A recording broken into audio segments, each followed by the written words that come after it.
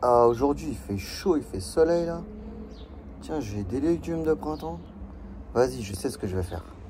Salut, si t'aimes bien ce que je fais, pense à faire un petit pouce bleu, un abonnement, ça fait toujours plaisir. Et suis mes recettes tous les jours, il y a des petits trucs sympas. Ce qu'on va faire, c'est qu'on va faire une bonne quantité de gazpacho qu'on pourra garder au frigo. Ça se garde très bien plusieurs jours. On le mange à l'apéro ou en dessert s'il faut. Enfin, ça se mange n'importe quand. Et ensuite, on va ajouter certains ingrédients qu'on devra refaire vraiment minute pour que ça soit au top. Donc, dans les ingrédients qu'on va faire pour le gazpacho lui-même, on va avoir besoin d'un concombre. On va avoir besoin de 2 courgettes. On va avoir besoin de capres, donc environ 20 grammes. Un poivron rouge, 500 grammes de purée de tomates. Alors, on peut prendre des tomates. À ce moment-là, on prend des tomates bien charnues, style cœur de bœuf. On évite la petite tomate de consommation qui est très liquide, très aqueuse. Et on prendra 1 kg à ce moment-là de tomates. On va prendre un citron vert pour prendre son jus. 5-6 branches de menthe fraîche. On va prendre 4 gousses d'ail, un oignon, environ, vous voyez, 10 centilitres, 10-15 centilitres d'huile d'olive, hein, ça fait pas des masses. Du sel, bon, on a besoin de gros sel, ça, pour travailler le concombre. Et du pain de mie, donc là, j'ai pris 8 tranches. On ajuste par rapport vraiment au moment où on va faire le mélange, à la consistance qu'on a envie, qui nous fait plaisir. Ensuite, dans ce qui se passe à faire minute, donc ça va être des graines de courge. Donc ça, comme on va pas les mélanger, on va les faire à la minute, ça prend vraiment pas longtemps. On compte à peu près 10 grammes pour chaque assiette. Et de la feta, donc c'est pareil, 25 grammes pour chaque assiette. Et ça va être vraiment du minute. On commence par le concombre. Donc, hop, hop, et puis on va le peler. Hop, et on va le couper grossièrement. Voilà.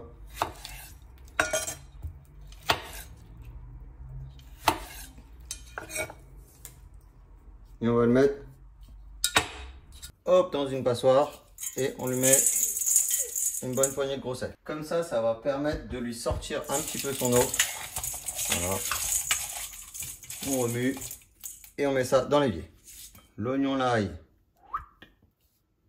Voilà, hop, on coupe juste en 4. Ça ira bien. On réserve. Le poivron, on coupe, on enlève le pédoncule.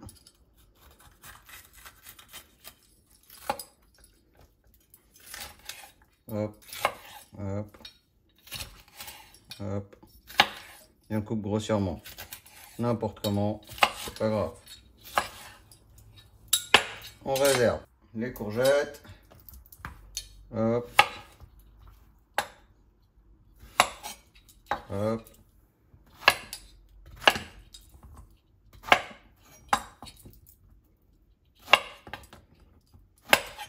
On les coupe comme ça, grossièrement aussi.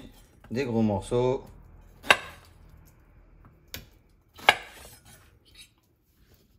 On réserve le citron vert. On coupe en deux. Alors, moi, j'ai un petit presse-citron. C'est de la balle. Regardez, ça va tout seul avec ça.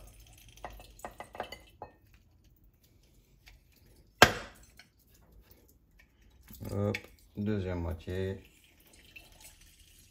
Franchement, ça, c'est de la balle. On se prend moins la tête. Tac.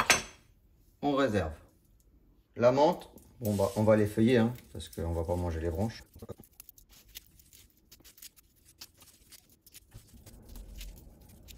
On réserve. Pendant qu'on a tout préparé, nos concombres ont bien dégorgé. Hop, un petit coup d'eau claire vite fait.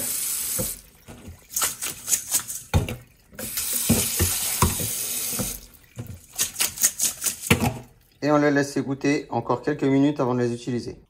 Alors on va travailler tout ça au blender. Le truc avec le blender, pour que ça soit idéal, c'est de mettre d'abord tout ce qui est liquide.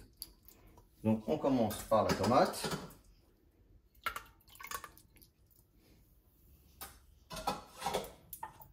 Le jus du citron vert. L'huile. ensuite, on peut mettre les capres.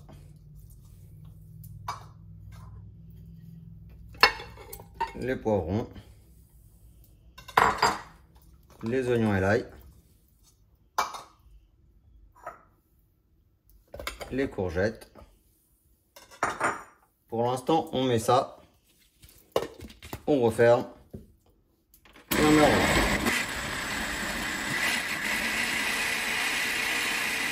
Hop. À ce moment-là, on va pouvoir mettre un petit peu de piment. Alors ça, on dose selon ce qu'on aime, selon ce qu'on arrive à manger. Alors, on a pas mal de soupe, donc on va mettre une demi-cuillère à café. C'est pas la peine que ça arrache la gueule non plus. On va mettre la menthe aussi à ce moment-là. Et on va faire tourner, bien entendu, avec le couvercle. Hop, ça a laissé le temps à nos poivrons de couler un petit peu l'eau de rinçage. C'est important de les rincer parce que sinon c'est vraiment très salé.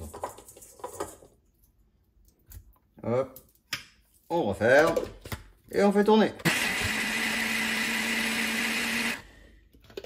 Alors déjà, on obtient quelque chose d'assez onctueux.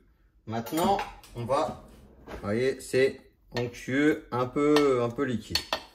Maintenant, ce qu'on va faire, c'est pour ajuster, on va mettre, donc on va défaire grossièrement quand même. Alors, on commence par 2 tranches.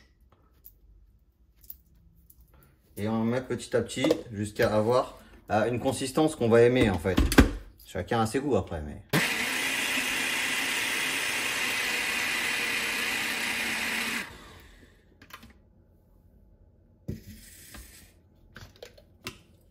on regarde.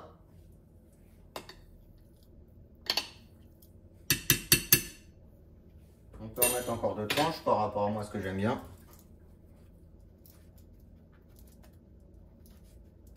Alors le reste on peut mettre assez gros, hein, mais le pain faut quand même un petit peu l'émietter, sinon ça a un peu du mal à descendre. Oh. On est reparti pour un tour.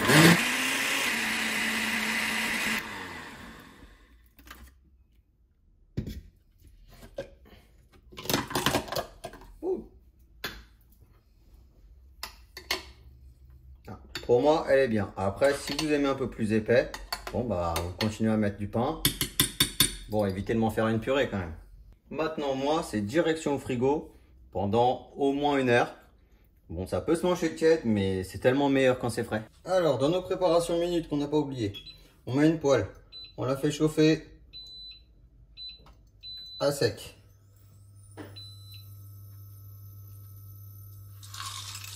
Et on met nos petites graines de courge. Sans rien, à sec. Et on va les faire chauffer en les remuant bien jusqu'à ce qu'elles soient torréfiées, un peu grillées. On va voir que la coque verte, elle va roussir et un petit peu s'éclater. Alors, on vient souvent les bouger pour pas que ça brûle. Et on laisse à sec, c'est tranquille.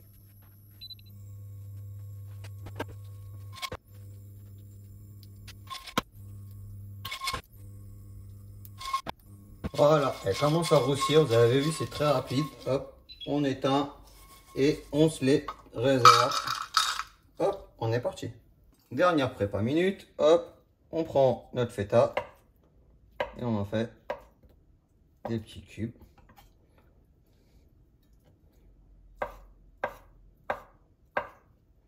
Voilà, petits, hein, des petits dés gentiment.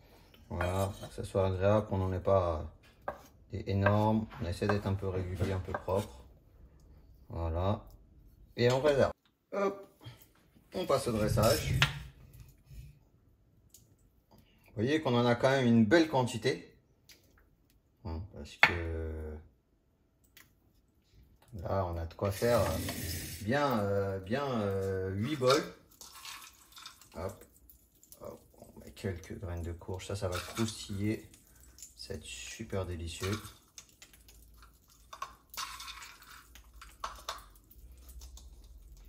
On met hop, Des petits carrés de feta.